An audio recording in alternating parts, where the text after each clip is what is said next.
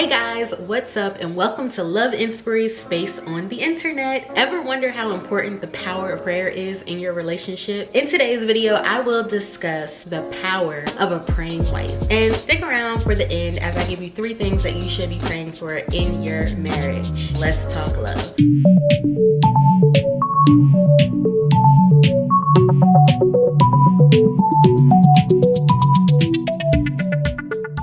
Hello everyone, and for those who don't know, my name is Angie. I'm the founder of Love Inspiry LLC, where our mission is to build more powerful, transparent, and durable relationships. In order for us to truly understand the power of a praying wife, we first need to break down the words power and prayer. Prayer was sent to us as a comforter, and that's ultimately what prayer is. It's to comfort us. And power, well, that's our influence. That's where we get our strength. And if we put that all together, the power of prayer is to be influenced by God's comfort. But what does his comfort look like? What's in his comfort? How do we get comforted? By praying for our husband. The first thing is conflict management. Matthew 18 verses 15 through 17 reminds us that if we have a problem with someone, to go to them and them alone. Meaning you don't call your mom or your dad or your sister or your cousin. You call on Christ, the only person that can really truly get you to understand your conflict management and help you over those humps. Prayer and talking to Christ is where you should turn. When you turn to prayer, when you turn to God's word, it will tell you that a soft answer turns away wrath. Conflict management. It will tell you that we should be slow to speak. Conflict management. And it will tell you not to repay evil for evil. You guys know that tit for tat we all do.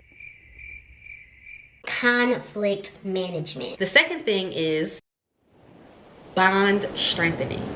Automatically, when you pray, you are strengthening your bond as a unit. To be carnally minded is death, but to be spiritually minded is peace and life. This applies to your relationship too. You need to have a marriage that goes as deep as spiritual. When we start focusing on the spiritual components of marriage, that's when we are allowed to get over those humps and bumps. That's when adversity becomes like a breeze. Not really, but you guys get what I'm saying. 1 Thessalonians 5:11 encourages us to build each other up. And the Bible tells us multiple times that the Lord is our strength. How does all this work? Through prayer and supplication. Praying together, praying for your significant other, praying for yourself, praying for your marriage, it is automatically going to strengthen your bond on a spiritual level. It's going to help you understand on a spiritual level. And when you get deep into spiritualness, that's when you realize you can start overcoming anything that is placed in your way. Number 3, praying helps you focus on what you can control. We as wives, we tend to get frustrated. We get annoyed with our significant other, and that's normal. That's okay. We as women, we're rooted differently. We're rooted differently in affection, in communication, in understanding. And in reasonability too. I remember years ago, my husband, who is a minister, told me that the Lord's Prayer is all we need. And when I really sat down and thought about what it was he was saying, let thy will be done. As long as the Lord's will is being done, what does anything else, what else matters? Who cares about anything else as long as his will is being done? At first I didn't get it, but I get it now. We don't know what we want. We don't know what to pray for and how to pray for it. So when we say let thy will be done, that literally covers everything. God specifically told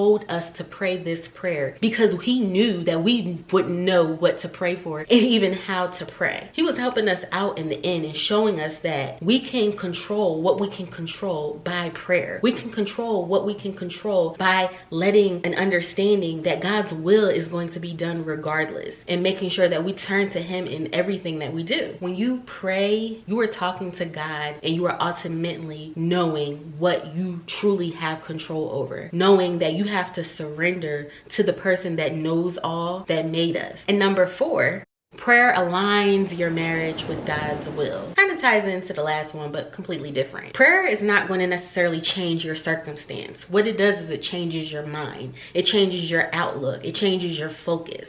And that's what happens when we struggle in relationships. We aren't focused on the outcome. We aren't focused on the positive. And when you pray, the power of that, that's what it gives you. When you pray, it keeps you focused. When you pray, it keeps you aligned in understanding that God God's will is going to prevail, that God's will is better than anything we can ever have planned for our own lives. Remember that it'll help you focus on the positive, and there's nothing negative that comes out of prayer. There's something negative that can come out of us trying to fix it on our own without talking to the Lord about it, but nothing negative comes out of prayer. All right, guys, so the power of a praying wife. Let's recap what it'll do for your relationship. The first thing is praying will help you understand conflict management. Praying will strengthen your bond on a spiritual level. Praying will align your marriage with God's will. And praying will help you focus on what you can actually control. Now, 3 things you should be praying for in your relationship. The first thing is to pray for yourself and ask God for wisdom. Ask God to help you be a less contentious wife. Ask God to strengthen you. Ask God to elevate you in areas that you need to be elevated. Ask God to give you all the knowledge and guidance you need, which is through his word, which is through the power of prayer. Ask him to bless you with the right things to say, to empower your husband. Second thing you should be praying for is for your husband, and that God strengthens him where he is weak. Listen, it's hard on a man being the leader of the household, working, taking care of the family, and doing all that he is supposed to do, protect and provide for us. So we have to pray that he gets strengthened where he is weak, because we're all human and we need prayer. We need somebody praying for us. We need somebody rooting for us. So make sure you pray for your husband as well as yourself. And the last thing you should pray for is your marriage. Praying that God stays right in the center, and that 3-cord strand is not easily broken. And I promise you, when you keep God at the center of your marriage, that cord will not be easily broken. But when you start working on outside worldly influences, that is when you will start to see why your marriage is suffering. So remember to pray and pray again. And always remember to seek first the kingdom of heaven, and all those other things will be added to you. Guys, I'm Angie, the founder of Love Inspiry. Remember, you can talk to me one-on-one at www.loveinspiry.com/services, or you can check out our free resources. I am so passionate about relationships. I have masterclasses, workshops on the website. We're working on our premarital e-course right now, this second. So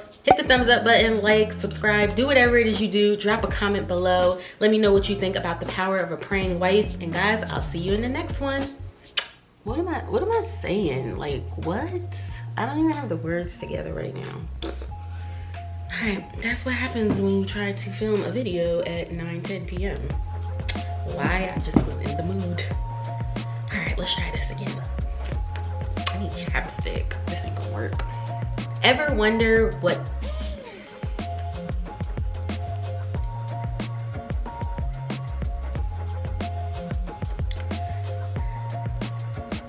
Hello everyone, and for those who does on a spiritual letter.